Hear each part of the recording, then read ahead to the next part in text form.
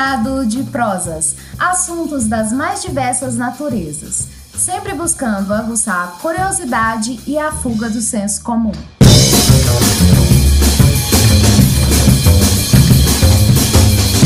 Olá, amigos ouvintes! Meu nome é Alberto Malta e no episódio de hoje falaremos sobre o Covid-19, as estatísticas da pandemia e dados pouco comentados pelo governo e pela imprensa. Escute o episódio de hoje e fique por dentro dos números do vulgar coronavírus, com uma pitada de uma nova perspectiva. Afinal, estamos no platô? Qual o real cenário brasileiro comparado com demais países? Estamos a um ponto similar ao que os países europeus chegaram? Estamos testando? Lembrando que o episódio foi gravado no domingo, 6 de junho de 2020, no dia em que é comemorado o aniversário da deliciosa cidade de Formiga, em Minas Gerais, cidade dos meus ancestrais. Fique aí!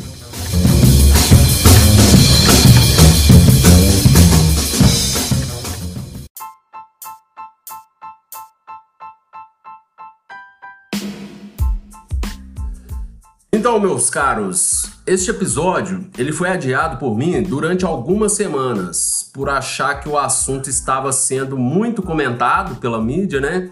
E acharia que falaria mais do mesmo. Porém, eu percebo que os pormenores das estatísticas ainda são pouco comentadas.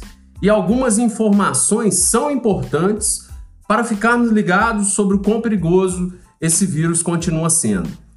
Por que teremos uma nova perspectiva nesse podcast? Eu farei comparações dos números semanalmente, eu não vi nenhum veículo levantando esse dado. Falarei a real situação das mortes por milhão de habitantes, pouco comentado, e quando comentado, eu acredito que são omitidos alguns fatos, alguns fatores que eu irei comentar.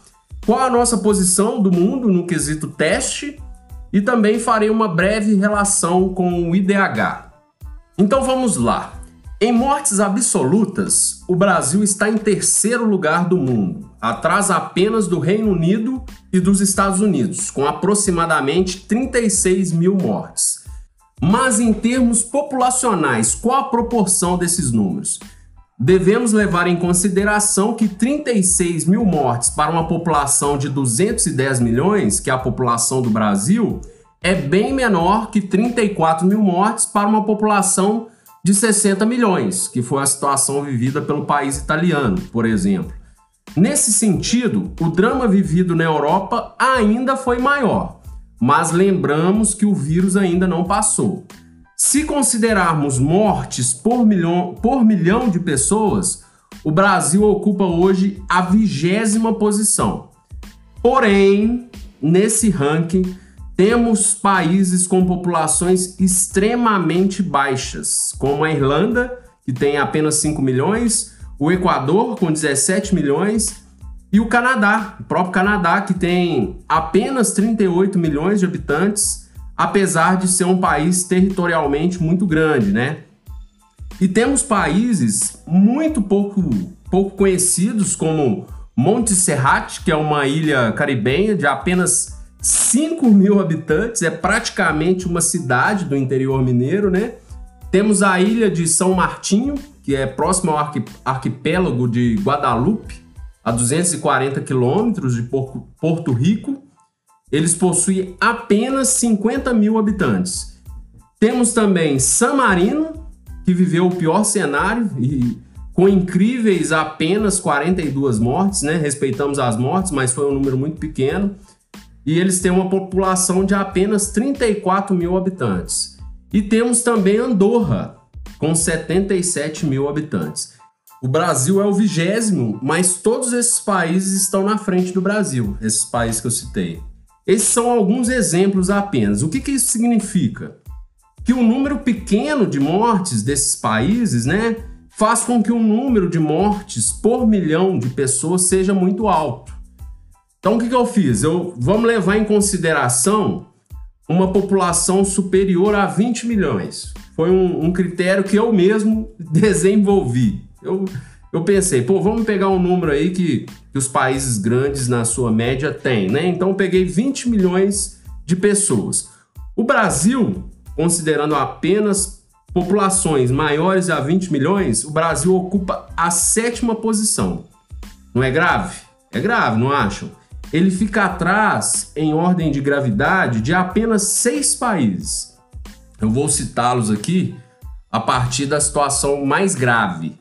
O primeiro é o Reino Unido, depois vem a Espanha, Itália, França, Estados Unidos e o Canadá. Ou seja, dos grandes do mundo, em termos populacionais, o Brasil está em uma situação bem preocupante. Mas, além disso, temos que levar em consideração outro ponto, que é como que está a curva de controle da pandemia. E desses 7 países que eu citei, o único que está com uma curva crescente de casos e mortes é o Brasil. Todos os outros 6, os demais, já passaram pelo platô e estão em uma fase descendente de mortes. Primeiro, vamos lá, vamos esclarecer o que é platô. Platô é quando o número para de ser crescente, ele alcança uma progressão linear, ou seja, ao invés de crescer, o número passa a se repetir continuamente, ele não cresce e não abaixa, isso que é o platô.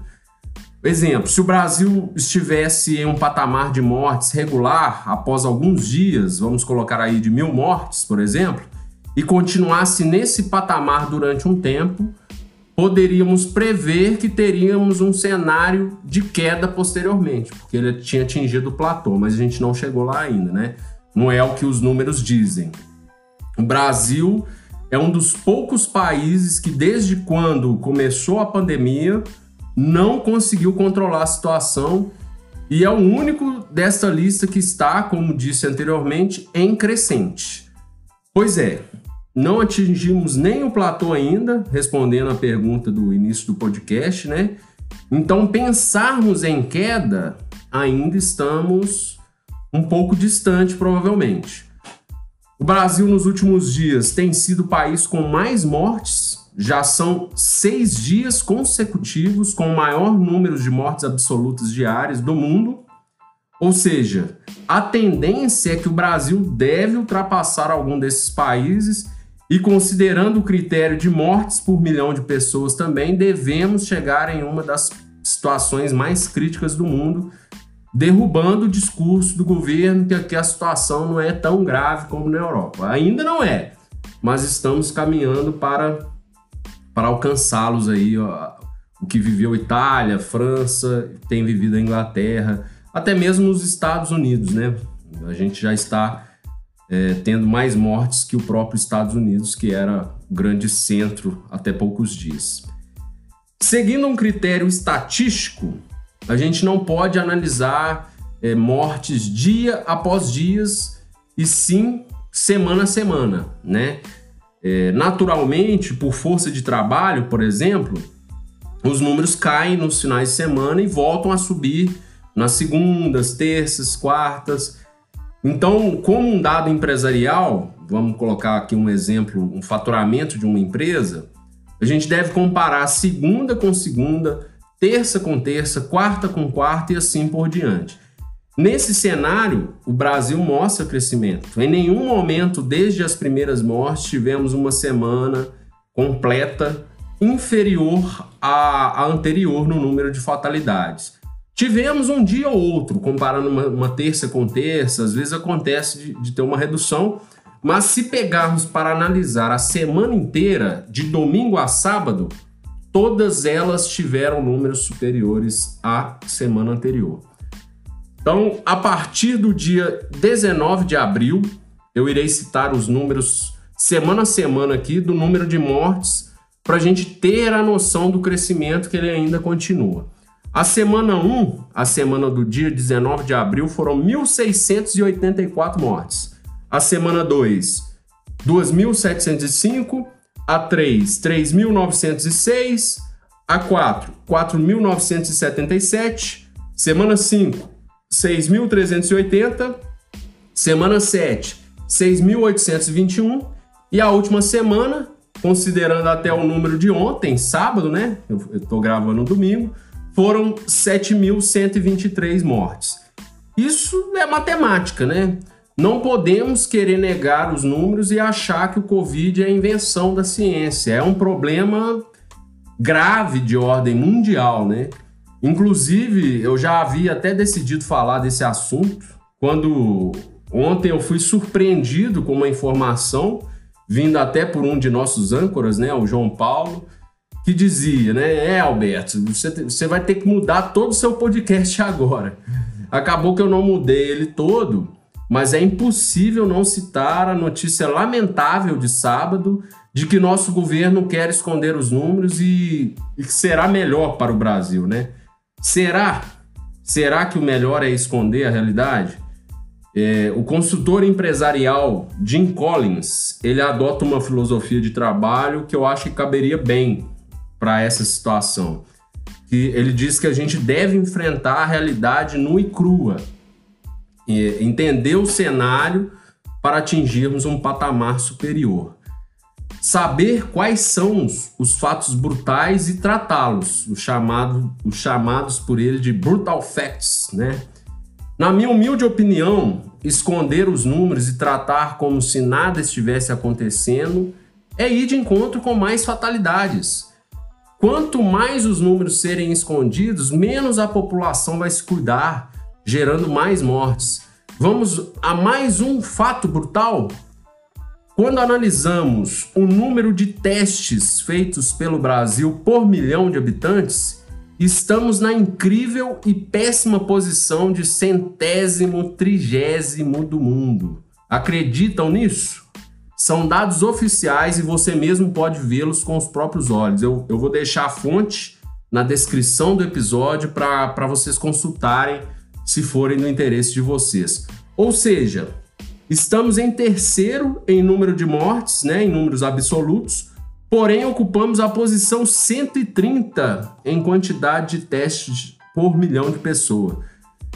Estamos totalmente na contramão do que dizem os especialistas, que é uma das melhores formas de controlar a doença é testando a população em massa. Será que com essa postura de não testar a população e escondermos os números, conseguiremos mapear a doença e controlá-la? E junto com o baixo número de testes, vem outro ponto, a subnotificação, né? Pois se a gente está testando pouco, teoricamente a nossa subnotificação é muito maior que os demais países. Então, a tendência de termos um número de casos e mortes maior é muito grande, porque a gente não está testando e a gente não tem como avaliar de uma melhor maneira como que está a situação. Quer outra análise? Dos 15 países com mais mortes no mundo, o Brasil tem o segundo pior IDH, que é o Índice de Desenvolvimento Humano, estando acima somente do Peru, que inclusive é o país que ocupa a 15ª posição apenas. Ter um índice de DH baixo comparado com as demais nações significa que, teoricamente, teremos uma dificuldade maior de eliminarmos o vírus, por diversos motivos, financeiros, por condições de saneamento, falta de informação e por aí vai. Como é fato que o vírus terá uma facilidade de propagação muito maior em lugares mais pobres, como as favelas do Rio de Janeiro, por exemplo, onde o distanciamento é muito mais difícil de ser feito. Enfim, serei breve e por hoje é só. Se gostou dessas informações e quiser compartilhar com os amigos e familiares, fique à vontade. Siga também o nosso canal de podcast em sua plataforma de podcasts aí, sempre será avisado, né, sobre os próximos episódios. Quarta-feira tem o Mago das Palavras, Leonardo Costa, ele está de volta. Grande abraço a todos e até lá!